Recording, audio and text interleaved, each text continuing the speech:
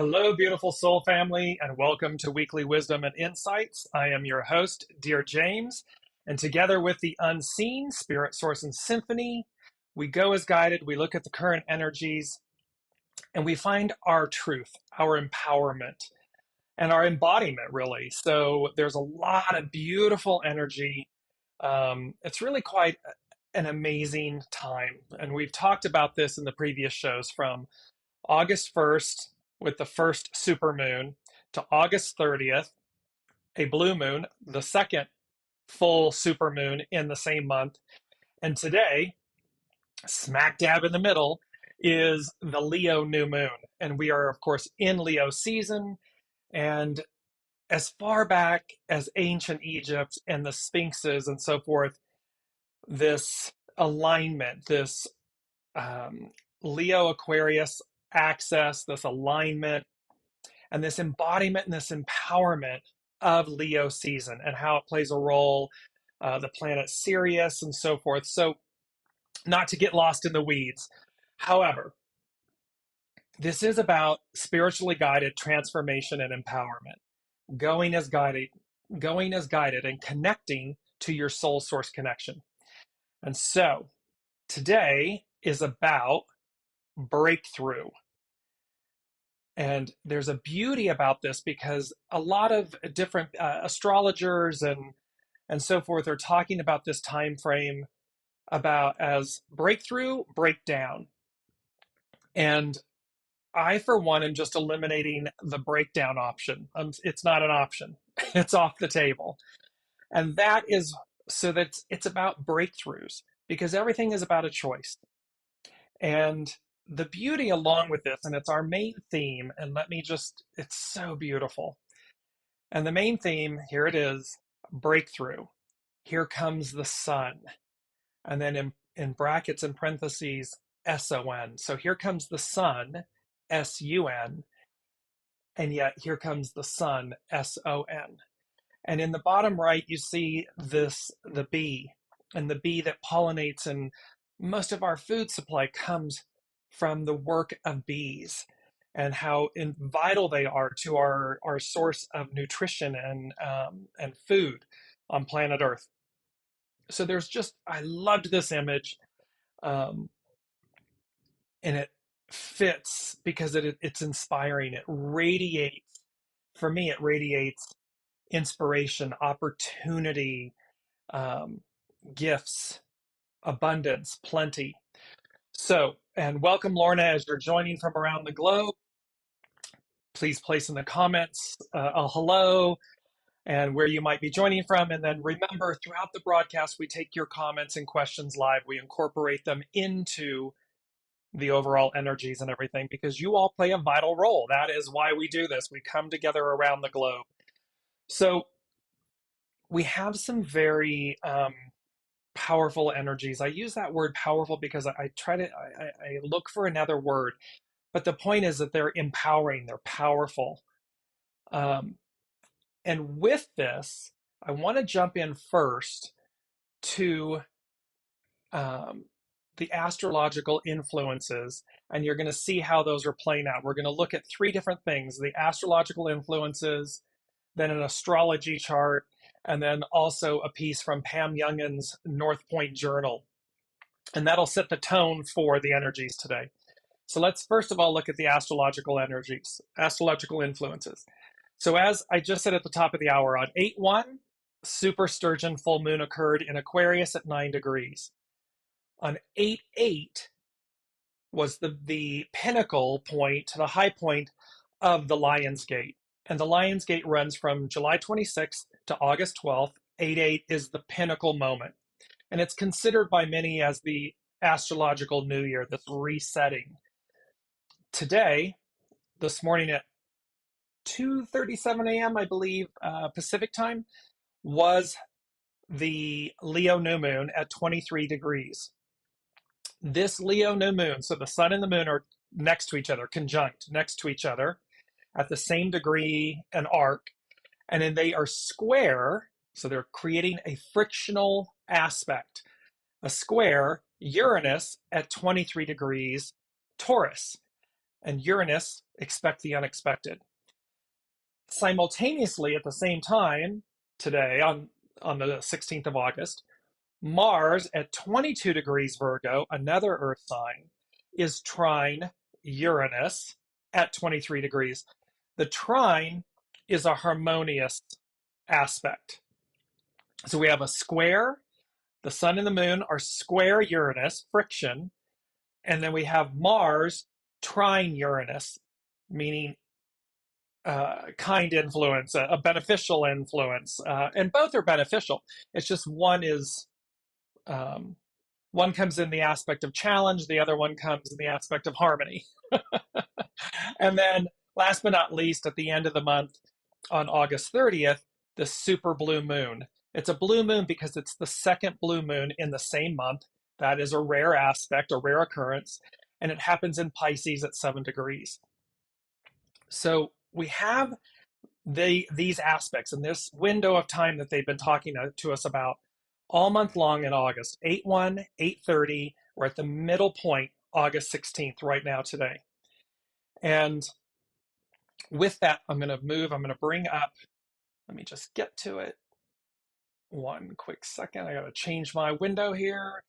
And this is from astrologyking.com, and I'm going to share my screen with you all. You will see then, so you see the astrological chart for today's new moon, the Leo new moon. And again, this is by astrologyking.com. And the dashed red lines at the bottom of the inner circle, and that is running from Uranus over to the new moon and sun, the sun and the moon conjunct the new moon. That is the square aspect. And notice that it's a dotted red line, which means that it can be penetrated. It means this friction, not only that it can be, but it's meant to be.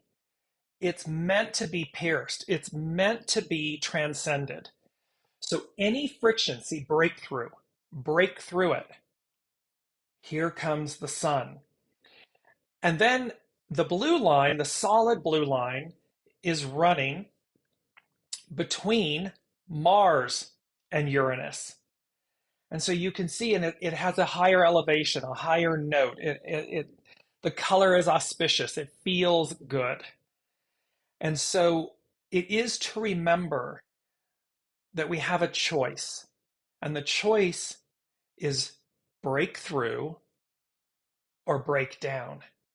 And as I said at the top of the hour, I'm just eliminating the breakdown. It's not, for me personally, it's not an option.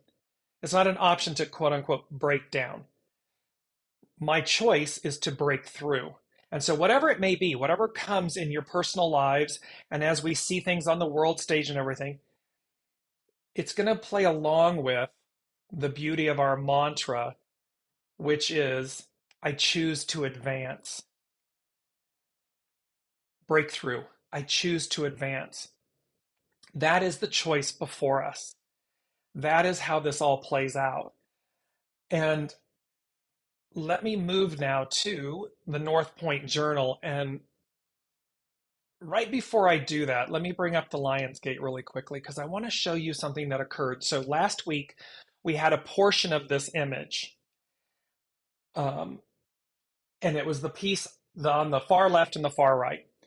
And on the far right is the Lionsgate at the 8-8 pinnacle. It's when the Leo sun, the star Sirius, the stars in Orion's belt, and Earth all align. And there's that perfect line.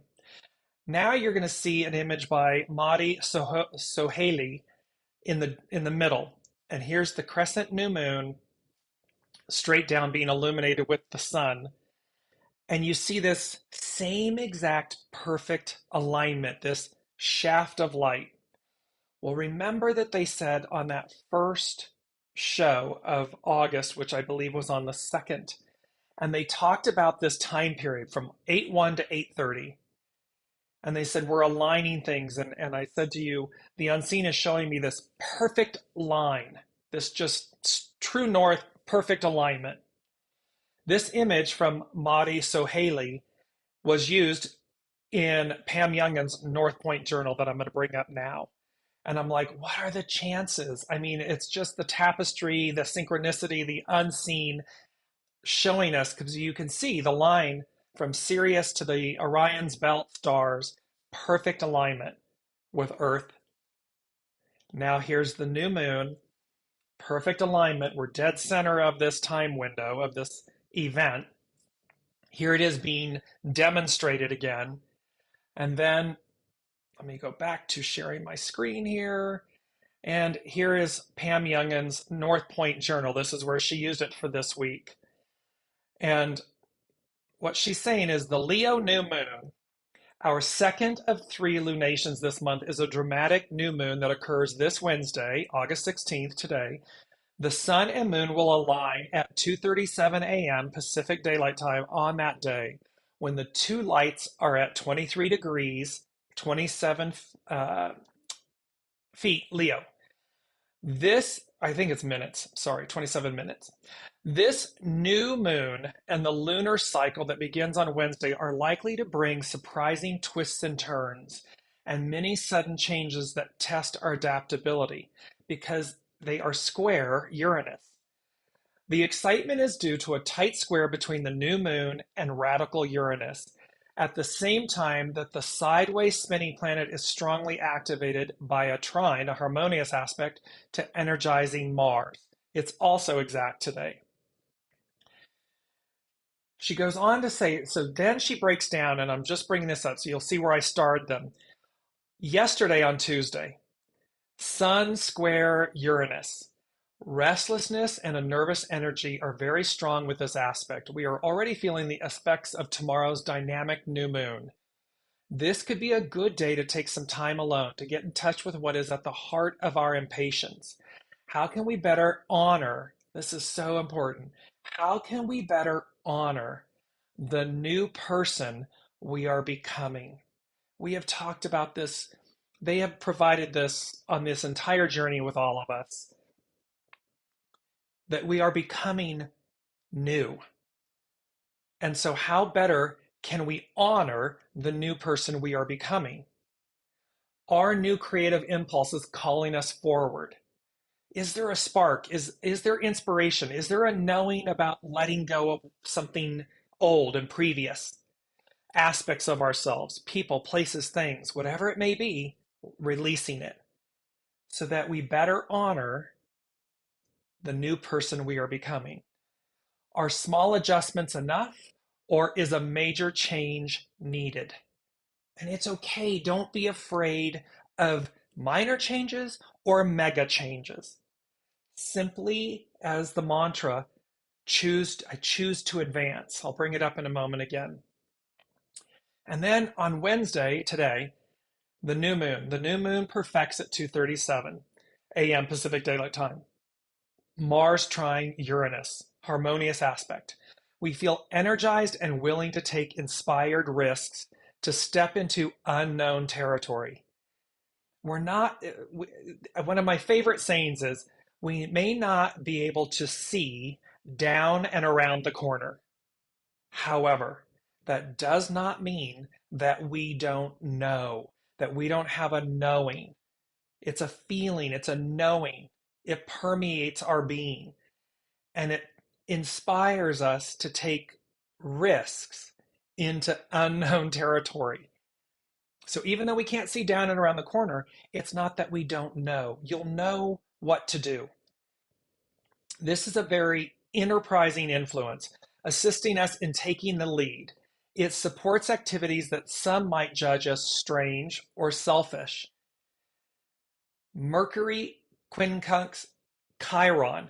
We might second guess ourselves with this aspect, or be overly critical at our ideas or our ability to take the initiative. It's okay. So we might second guess ourselves, but don't become stuck in the second guessing. I choose to advance. Breakthrough. Here comes the sun. And think about that too, because again, the sun, S-U-N-S-O-N. Well, S-U-N-S-O-N. SON relating to Master Jesus. Well, okay, 2,000 plus years people have been waiting. 2,000 plus years people have been speaking of. It is a massive piece of our Piscean era, patriarchal Piscean era. It is the best of the best. Why? Because it foreshadows the message. The whole Second Testament, and I'm not being religious in any way, I'm just using references to make the point, the message has been about love.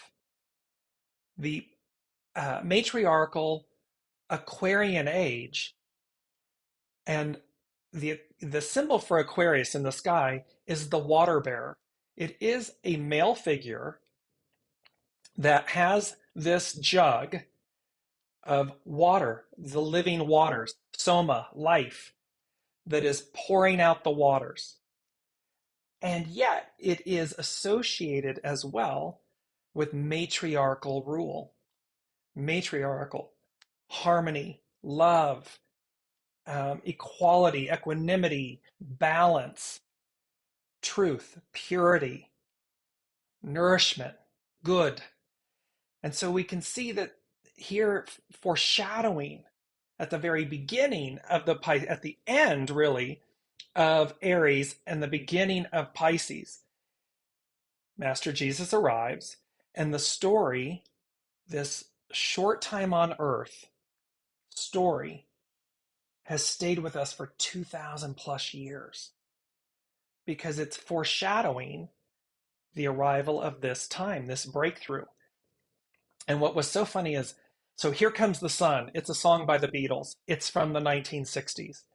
And we spoke about last week, I'm going to bring this image up really quickly, 1661 and the 6-6 that is in the middle between these ones.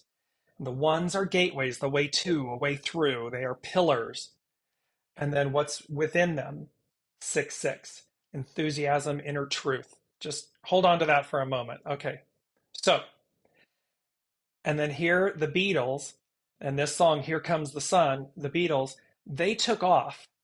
Beatlemania, they took off during the 60s.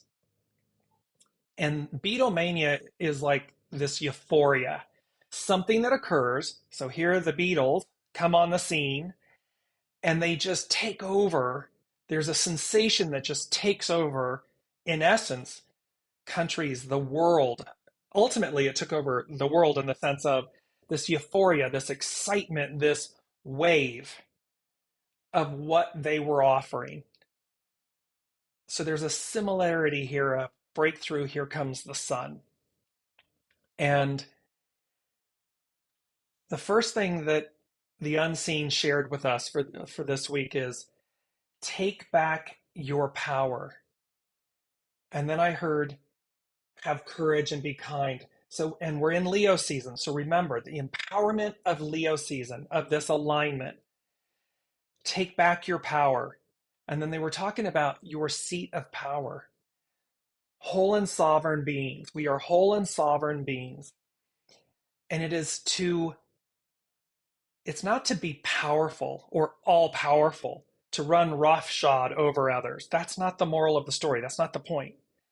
The point is to take back your power, meaning embody the seat of your soul, the empowerment of your soul source connection. And to do so to wield your empowerment, your power, your sovereignness with courage and kindness. Merge the two. Wield your empowerment with kindness. They're saying with glory, because they're talking about, literally, they said Leo season, the Leo new moon, and here's this direct alignment. And coming into alignment with it, they're making this awareness for us that coming into alignment with it. The next thing they said was the Lion's Gate, Age of Aquarius, and they said alignment, lining things up to bull strikes, and then total eclipse of the heart. And remember, we had that song, a few months back, Bonnie Tyler, Total Eclipse of the Heart. Well, coming up on October 14th is a solar eclipse, And on the 28th of October, a lunar eclipse. So they're making this aware that here we are, we're lining things up to bull strikes. We're bringing, here comes the sun, it's a breakthrough. This total eclipse of the heart, these eclipses coming. And remember, Pluto is it's in its final retrograde in Capricorn before it officially moves for the next 20 plus years on January 24th into Aquarius. The last time Pluto was in Aquarius was the French and American Revolutions, founding of America, the Industrial Revolution, all of these things that advanced the new, that advanced liberation, breakthrough, freedom. That's what we're talking about here. So this is where this Lionsgate right now, it's lining us up to bull strikes. It's aligning us. It's bringing us into awareness with what's taking place. So, third thing, they said true north. Abandoned, no longer, no more. And then this whole thing about, and what I saw was they said North Star and the White Star Line. The White Star Line is the company that owned the Titanic and other ships. They were a transatlantic shipping company, passengers, freight, and so forth. The point here is true north. It's number 3. It's true north. And they're talking about the North Star, this White Star Line. Look at this image, this white star, the moon, the sun, this line, this alignment, Sirius and the belt of Orion, these alignments, this true north, this North Star, true north, abandoned, no longer, no more. And how? And then they said, they gave me 3 words. I'm going to give you the definition of each one because it's fascinating. I loved this. So true north, abandoned, no longer, no more. And then I heard wayward, astray, castaway. Well, wayward, difficult to control or predict because of unusual or perverse behavior. Astray, away from the correct path or direction. Castaway, a person who has been shipwrecked and stranded in an isolated place. So they're saying to us, true north, abandoned no longer, no more. Wayward, astray, castaway. All 3 of those, wayward, astray, castaway, speak to something that has gone off track, speaks to something that has been stranded, shipwrecked, stranded, isolated. This, here comes the sun, this rejoining, realigning, aligning to true north, the White Star Line, true north. It's fascinating, it gives me goosebumps. The fourth thing, and what is this all? And by the way, they gave us some beautiful 2 quotes from source that we're going to invoke here. And let me just go to the first one. So it talks about look for the good in all things, and you shall find it. So the point is to not, it's easy to look at the negative. It's easy to stay on the surface.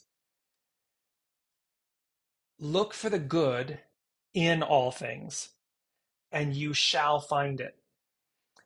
It's very powerful. It's a huge reminder for us to look for the good in things, to look below the surface, to step back, expand, so that we break through. Because if we don't, we will break down. We will stay on the surface. We will stay agitated. I often say, are you swimming in the cesspool? Are you in the cesspool? Well, that's a breakdown. But here, look for the good in all things, and you shall find it. You will find it. And thereby, that's a moral. It goes along with item number 4. Item number 4, I heard Job, so the book of Job, and I'm going to tie this all together because there's a moral to this entire story of the energies this week. But what I heard was Job, Passion of the Christ, and then I heard trials and tribulations before redemption and deliverance, and then unshakable purity, faith, and goodness. So, Job is the book of Job covers, discusses, testifies to, you'll see how that word testify, to the fact that he is the one in the Bible, in the Christian Bible, that the adversary, Satan means adversary, tested, basically said to God, well, Job is only loyal to you and good and everything because you favor him, you protect him, you favor him. And God said, okay, well, I'll tell you what, I'll remove that quote unquote protection, that favor, and let's see. And what came about? Job goes from, the height of prosperity and protection and goodness and joy and abundance to losing everything, livestock, children, comes into illness and so forth. And the moral of that story is he never forsakes God. He continues to look inward to say, well, if this is God's will, what is it that I'm not seeing? What is it? He goes internally. He goes and looks within. And so, in essence, he disproves the adversary's point. And because of that, he's rewarded double what he had before. So there's a moral in this entire energy, in this entire window of time from 8:1 to 8:30, these double super moons, this alignment today, the Lion's Gate, here breakthrough, here comes the sun, is for us to look inward. It is for us, remember, Pluto is at the 29th degree. It's the anaretic degree, and it's known as the degree of faith. And so it is that 29th degree to say faith, fear. Which one am I choosing? Faith, to reconnect to my seat of power, my sovereignty, the purity of my essence, my being, because I'm creating anew. This is what's happening. And so they're having, and four, it's foundational. It's the moral of the entire story. Is my faith within myself, my soul source connection? Am I whole and complete? Am I sovereign? Am I divine? Are these things true? Do I have higher power, however you wish, Buddha, Allah, God, however you wish to identify with source? Do I have, am I in alignment with that favor, that goodness, that empowerment, that embodiment? If I'm not, look in. Find find find my errantness, my errant way, my astray, my castaway, my waywardness. If I am, double, quadruple down, however, with courage and kindness. Not hubris, not arrogance, not entitlement, but with gratitude and grace and courage and kindness. Because it will, they're saying to me in the moment, it will be. It will just be. It is. It doesn't need to roar. You see this image in our mantra, the lion. The lion isn't roaring, and look how formidable. Look how unshakable. Look how empowering. Look how all-knowing. And yet also look, there's this sense of alertness.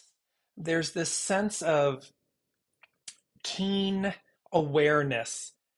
The spidey senses are tingling, but there's no yelling, screaming, roaring, running roughshod. And you can see look at the whiskers and everything, the wisdom, and then look at the golden light. This golden light, here comes the sun. With the mantra and the moral of, I choose to advance. I choose to move forward. I choose to reinforce my courage, my strength, my will, my goodness, because it's in alignment, because I know it's in alignment with soul source connection. Not ego, mind, personality, soul source connection.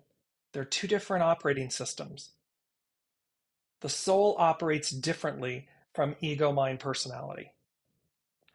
It's why, ego, mind, personality, it's why it's like, hey, I'm going to negotiate, I'm going to delay, I'm going to obstruct, I'm going to run roughshod, I'm going to beg, barter, and steal. That's the ego, mind, personality.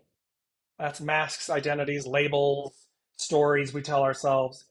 And they're in, and then you see the soul sitting over here like, oh, these humans are so cute. I love the ego, mind, personality. Look at that.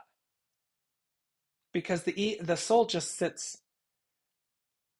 in patience and resoluteness and curiosity and awe and wonder about the ego mind personality, because it just is, it knows all. The ego mind personality thinks it knows, thinks it's keeping us safe. And again, we've talked about this a lot, and I don't mean to be preachy. It's just to remember, we absolutely need a healthy ego mind personality in service to the soul source connection, where we're going to move it around. And patriarchal rule, it's been that the ego mind personality is at the forefront and the soul is somewhere, if it's at all in the equation, in our awareness. Well, now it's a complete reverse. It's a complete flipping of the script. Soul source, front and center, ego mind personality, in alignment to, in service to soul source connection. That's the importance of number 4, this faith. And then number 5 is about deliverance. And number 5 denotes change. And so deliverance, the action of being rescued or set free. Hexagram 40 is about deliverance. It's about liberation from difficulty or obstruction. And let me just go, before we jump into it, I'm going to go to the second quote from Source. It said, how can you live in what is right without uncovering what is wrong? So it's about repairing what's spoiled. It's about uncovering it. When I said, that breakdown is not an option, it's not that I'm ignoring breakdown. It's not that I don't value what may come from a breakdown. What comes from a breakdown, when we choose it, is breakthrough. However, so we can uncover, quote unquote, what may be wrong, what's not working, so that we live in what is right. It's because we've uncovered it. It's because we've looked at it and said, I understand that it's an option if I wish. I'm not ignoring the option. I'm not ignoring its existence. I can choose, though, to recognize it and say, got it, and choose to advance, choose to break through, choose to move forward. So there's a beauty of this quote. How can you live in what is right without uncovering what is wrong? It reminds me, after when Master Jesus had risen and came back, and the apostles uh, are saying to him, the 12 apostles are asking, where are we going? Where are we going? And he said to them, you ask where you're going without knowing where you've been. And so again, it's a very similar statement here. How can you live in what is right without uncovering what is wrong. And it's what we do with that. It's what we do with that that matters. It's not to stay in the lesson. It is not to stay in the cesspool. It is not to stay in the decay of what is wrong. Pluto in Aquarius, Pluto in Capricorn is bringing to light everything that is wrong, hidden, spoiled, 2,000 plus years in patriarchal rule, energy, bringing to light so we can see it. How can we live in what's right if we don't know if we don't uncover what is wrong? We got to bring it up. We got to purify it. We got to cleanse it. And that's micro, macro. That's within our individual lives. So the moral of the story is be willing to look at every aspect of ourselves. Be willing to look at the shadow aspect of ourselves. Because within it is breakthrough, transformation. There is beauty. There is empowerment. There is power in looking at it. Be willing to do so. And that moves us forward. So let's move into, I'm going to put my specs on here. Bear with me. And we are going to look at hexagram 40. We've had this hexagram before, and then I'm going to jump into, welcome, Olivia, late but here. Yes, we love that. Never late, always on time. So liberation, deliverance, hexagram 40. Its action is to untangle.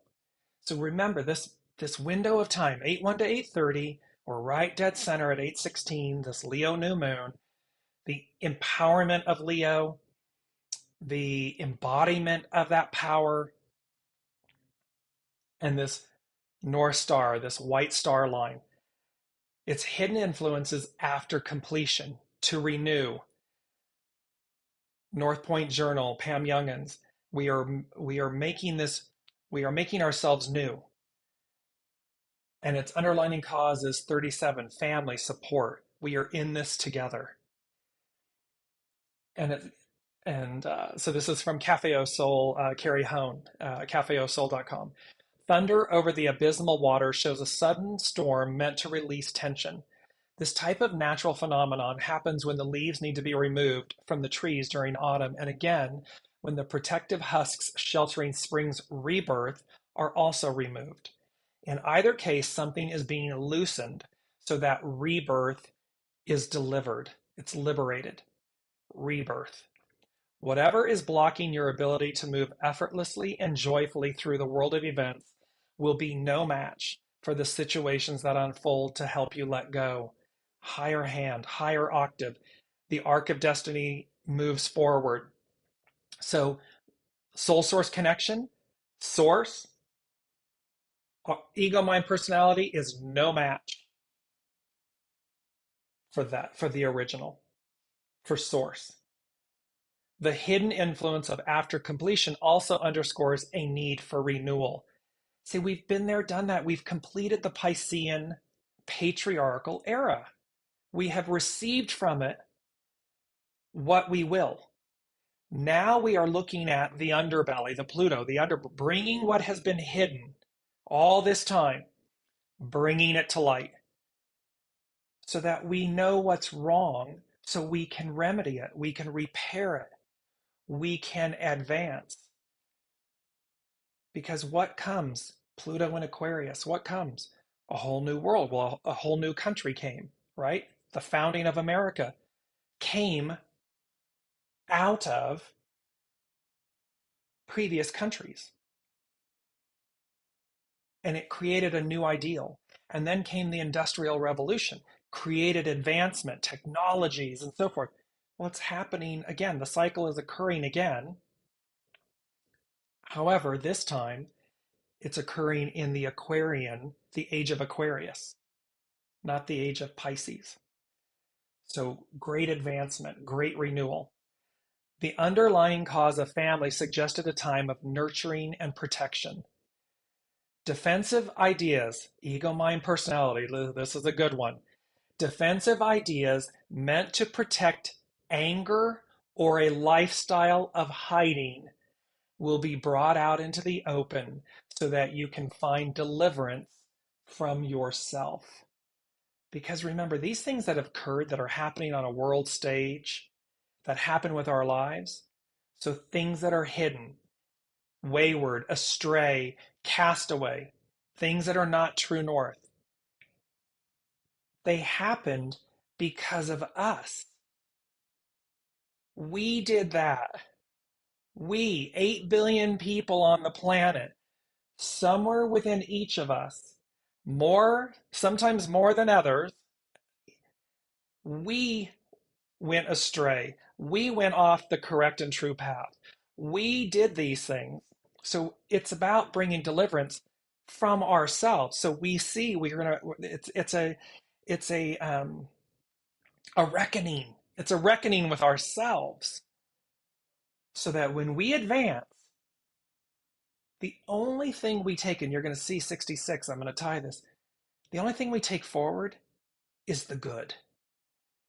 Forgiveness is not something we offer others, but something which leads to our own freedom. The upper trigram of arousing hits like a bolt out of the blue to lead us from the abysmal danger. A bolt out of the blue. 8:30, a blue moon.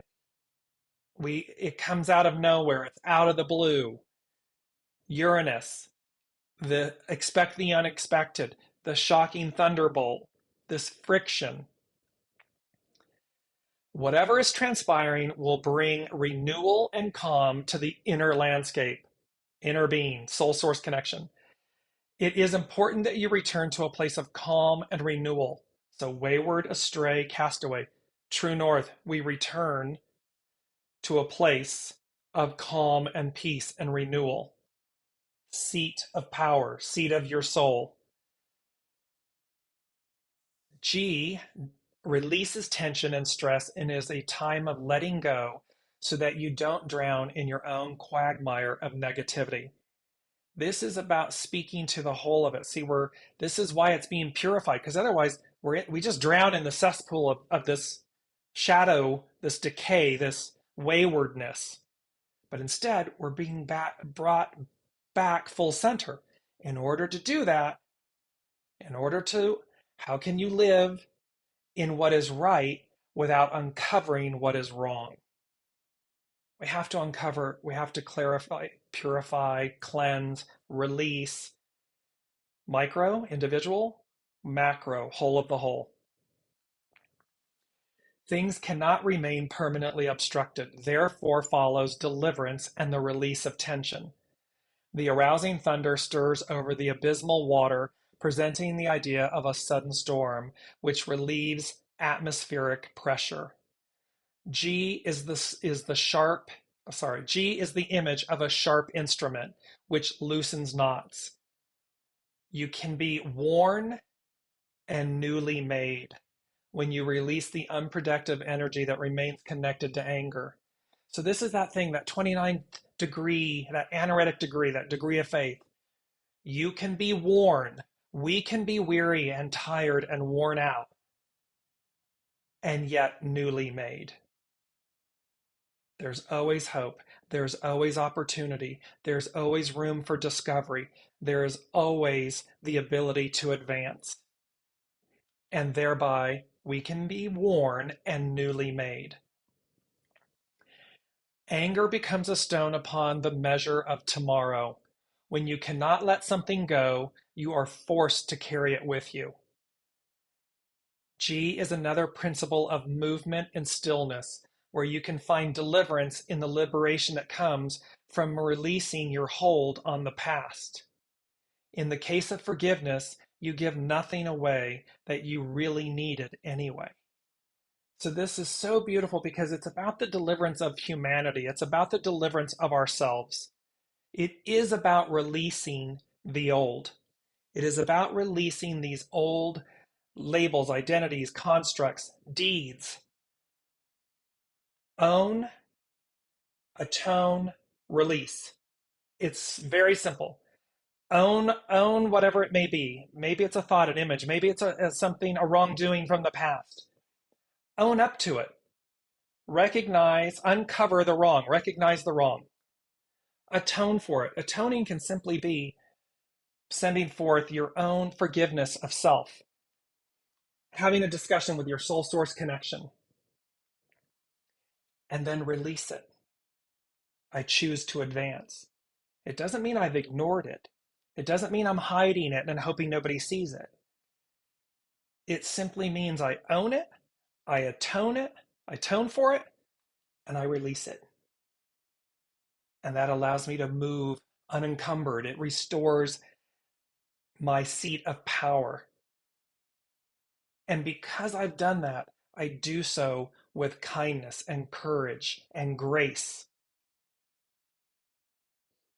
God, it's powerful. I love this. Okay. I hope you all are loving it. Place in the comments how this is resonating with all of you. Last but not least, I want to bring in, because they gave me 66, 77, and today we have double sevens. So the 1 and 6 becomes a 7, 2023 is a 7, so double 7, so 877. August is an 8. So we have double sevens. The whole thing becomes 22. 22, the most powerful master number. While you don't reduce master numbers, 2 and 2 is 4. 4, it's foundational.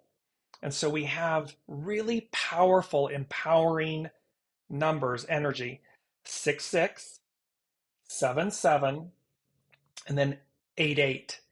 And for me, I see 6, 6, 7, 7, and 8, 8 all the time.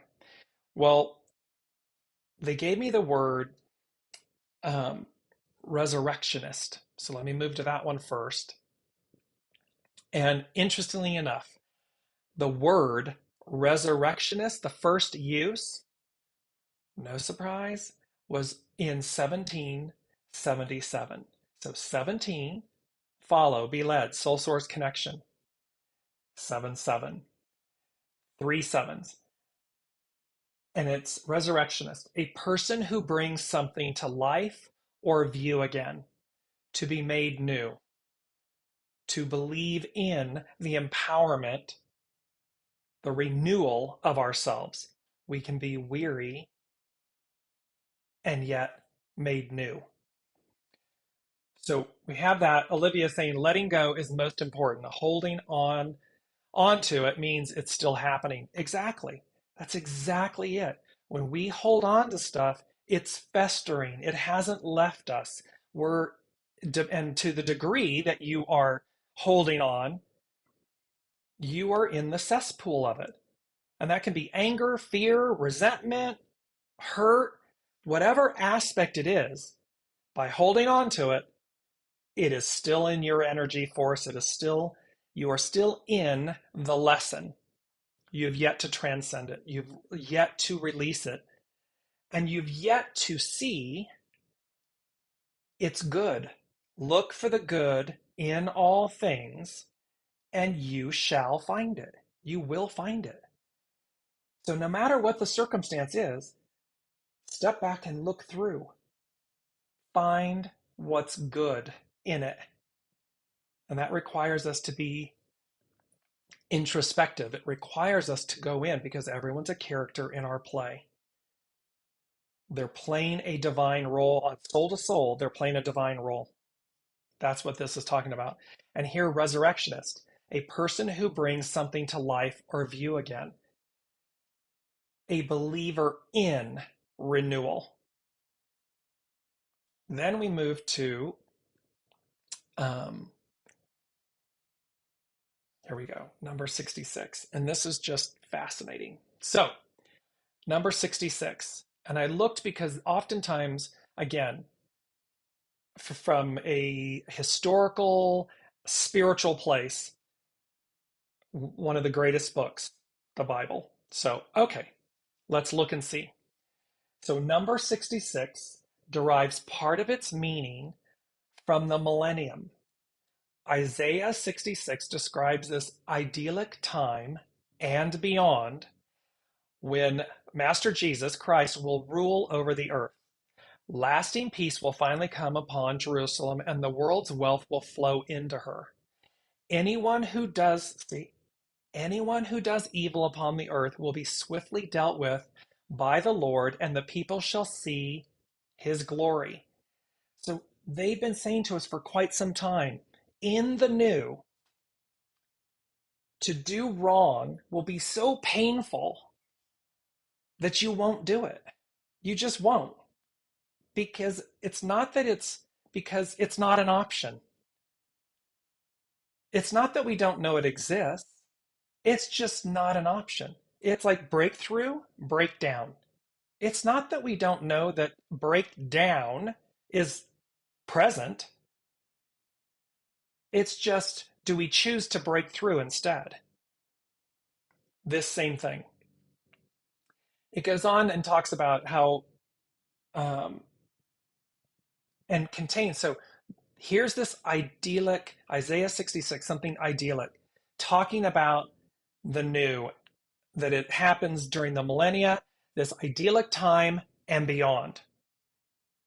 But it also speaks to, 66 also speaks to in the Bible, in 66 AD, what is known as the First Jewish-Roman War, or the Great Jewish Revolt, began.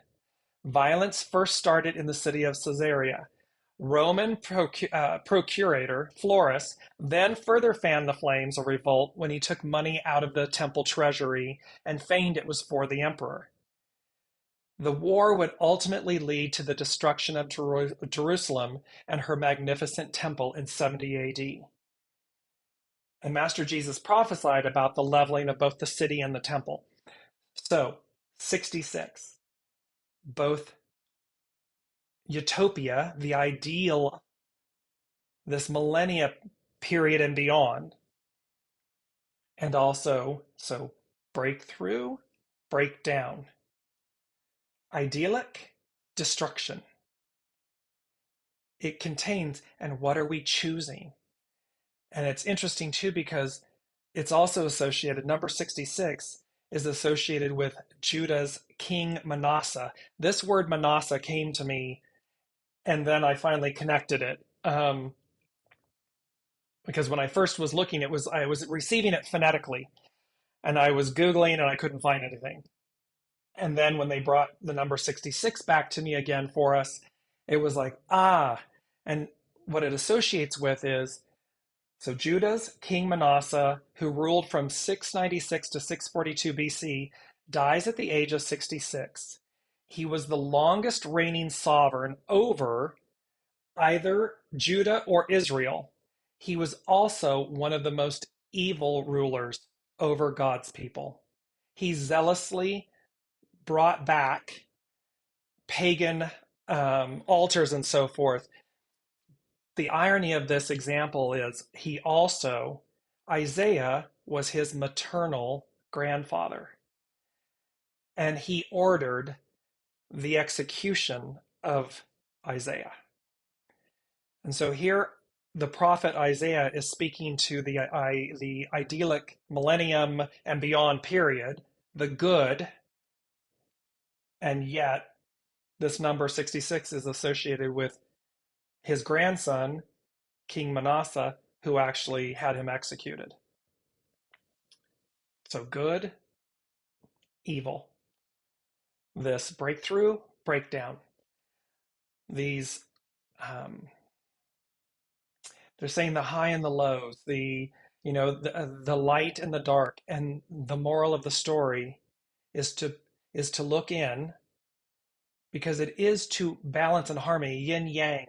We are talking about matriarchal rule, so we're talking about the harmony and the balance of the light and the shadow, the white and the black, the yin and the yang.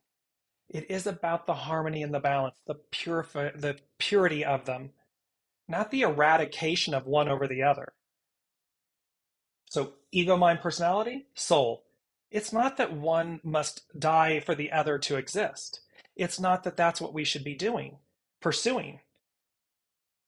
What we want to pursue is the idyllic harmony and balance of them, operating in unity and oneness, so as to effectuate a far greater outcome existence, a utopia. That is the moral of all of today's energies and this time period, and it is fascinating. And I'm just looking to make sure I haven't left anything out, um, because and I just want to go and bring this image back up, because again, these two quotes from Source. The first is, look for the good in all things and you shall find it. That includes you. That includes each of us. Look for the good in ourselves in all things and we will find it. Look for the good in others and we will find it. Look for the good in the minutia, in the frictional aspect, the square, in the challenge, because we will find the good, the opportunity with the gift, the pearl. We'll find it. And again, lastly, how can you live in what is right without uncovering what is wrong? To look within, to see ourselves. And let me just end with this. It is the most empowering. To surrender is to be the most empowered, because you're surrendering to yourself. You're surrendering to your sovereignty, to the seat of your soul, to your soul source connection. Should anyone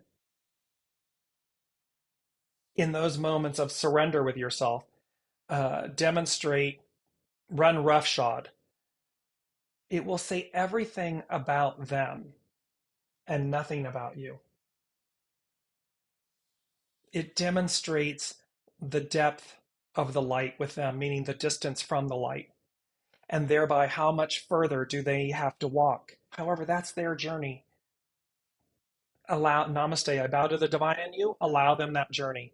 It does not mean that you need to subject yourself to it. It does not mean that you need to accept that kind of behavior. It does not mean that you need to become that form of behavior. Simply demonstrate the value of your own empowerment, the sovereignness of your soul, and utilize that to break through, because here comes the sun. And so, and there's something about this that's going to feel and be like Beatlemania, like it just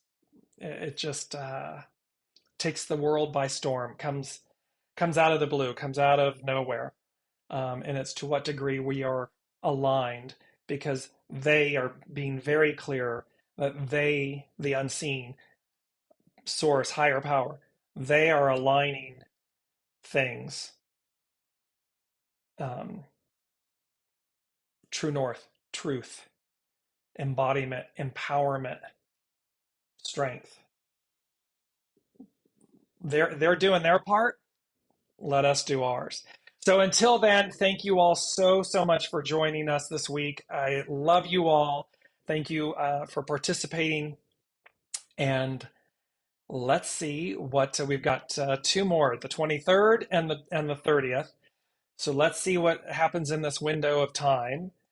And of course, right behind this window of time, right following it, are these two upcoming eclipses, total eclipse of the heart.